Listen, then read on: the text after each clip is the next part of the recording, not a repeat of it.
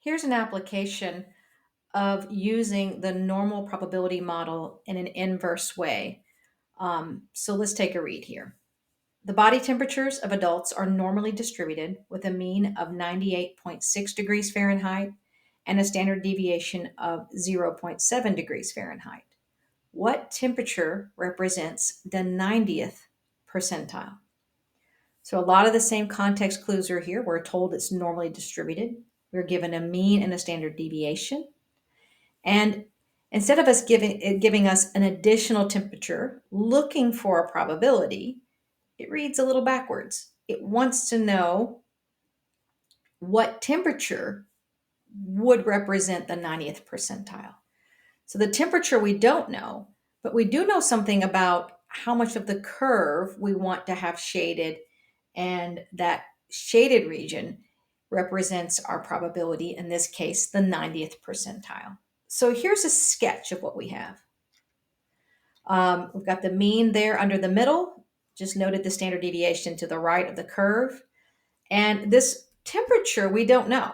Now, I went ahead and drew it to the right of 98.6 because it said it was the 90th percentile. So this body temperature is going to be well above average. So I just arbitrarily drew it there for the sketch to the right. I didn't measure it out, just a nice visual for myself.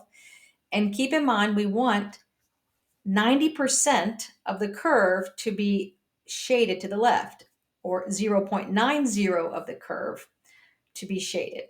Understanding that the area under the curve is 1 and we want 0.9 to be shaded. So the true question here, as I've highlighted in yellow, is what is that body temperature that will do that? So this is where we can use Rguroo to speed this process up. Come into Rguroo, click on probability simulation. The drop-down box gives us probability calculator, and we'll choose continuous because we're working with the normal distribution. Now we're going to click here on probability to values. In other words, we're going to give Rguroo a specific probability, hoping it will return to us the random variable that would do that. In this case, the body temperature that would produce that. The distribution's normal. We'll put in our 98.6.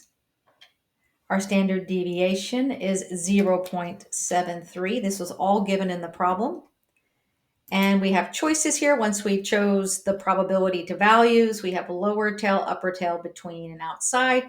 I'm going to choose lower tail because I shaded to the left in blue of that line I put in that represented X. And what did I put inside the curve? 0.90. So I'm giving it a probability.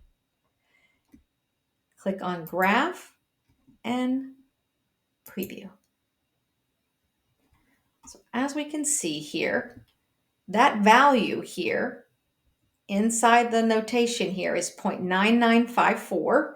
So that's the degrees, 99.54 degrees Fahrenheit would trap 0.90 to the right.